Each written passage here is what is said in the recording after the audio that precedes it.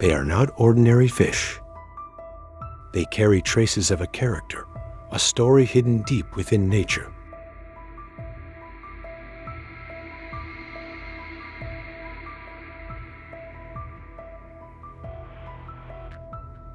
The ones living in this tank come from the cool forest streams of India. They're hunters, cautious, and at the same time, mesmerizing creatures.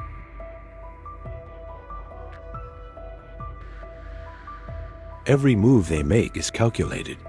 In their gaze, you can see a reflection of the wild.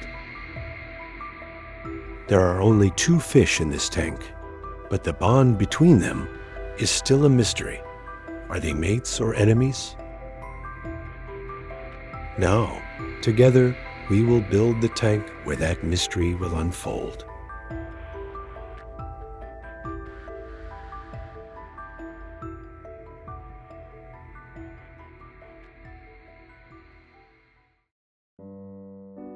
In my Blackwater tanks, I usually use a matte black background. Since this tank will also be a Blackwater setup, I chose a black background for it. This part, which is perhaps the very first step of the aquarium setup, may seem easy, but if you have shaky hands like mine, it's not that simple. As the first layer of the substrate, I use garden soil. This natural soil is much richer in organic matter and minerals compared to many commercial substrates. It allows plant roots to easily access nutrients and helps microorganisms settle into the soil more effectively. On top of the soil, I add a thick layer of river sand. This prevents the soil from mixing into the water. Instead of making the substrate completely flat, I shaped it with a slope to create a more natural and realistic look.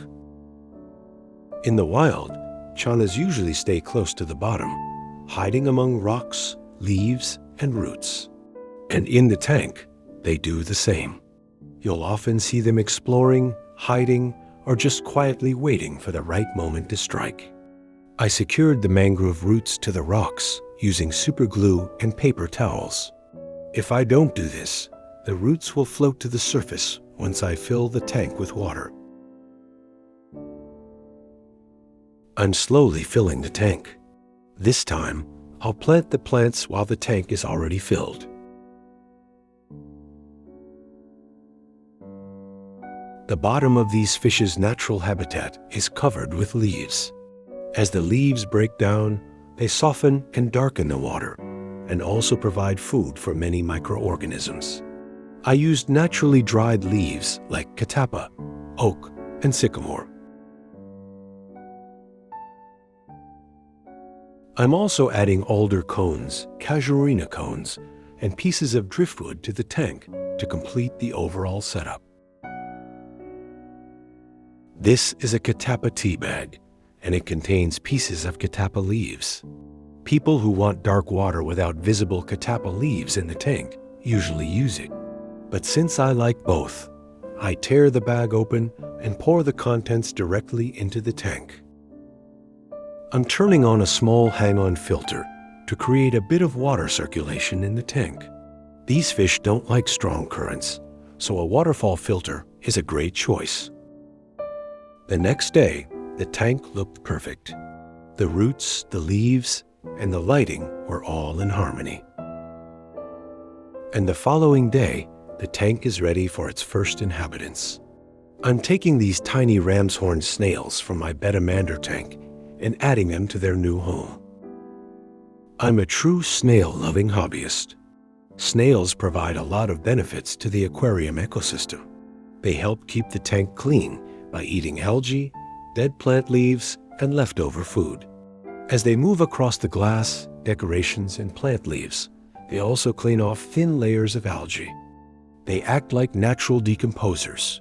By breaking down decaying organic matter, they make it easier for microorganisms to access it, and this supports the biological cycle in the tank. If they start reproducing too quickly, it's a sign of overfeeding or excess organic waste in the tank.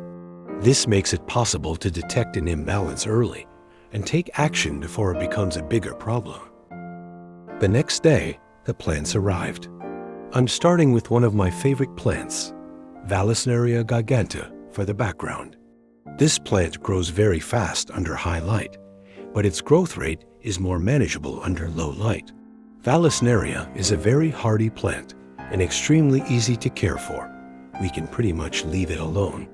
When it gets too tall, we can trim it from wherever we like. The second plant is Echinodorus Bleheri, which naturally grows in the same lake where Channa Bleheri is found. Both the plant and the fish are named after this lake. Like Vallisneria, this species is also very easy to care for, but its leaves can grow excessively large, even reaching outside the tank. The plant I'm planting now is called Myriophyllum Spicatum. Like the others, it's a fast-growing and easy to care for. I'm adding the floating plants, Pistia Stratiotes and Lemna Minor. Lemna Minor is a truly invasive, but I really like it because it's very beneficial for water quality. This plant completely eliminates the stubborn biofilm that we often encounter in blackwater setups. Also, Channas don't like too much light, and staying shaded under floating plants helps them feel more comfortable. The water got a bit cloudy while adding the plants, but the next day, a dream-like tank emerged. Channas are fish that love to jump and leap, so the tank must be completely covered. They can get through even the tiniest gaps places you'd think they couldn't fit, just like bettas. I cut a piece of plexiglass and made a slot for the filter, and now the tank is fully ready for the dwarf monsters. They've come a long way, but they're healthy, which is really great. These 6 have been living together in the same tank for over a year, and we believe these 2 might be a pair, though we're not completely sure. I'm excited to share the stories of my new friends with you. If you feel the same way, I'd be happy if you subscribed. As we enter the final part, I'm leaving you alone for a moment with these magnificent fish. As always, thank you for watching. See you soon.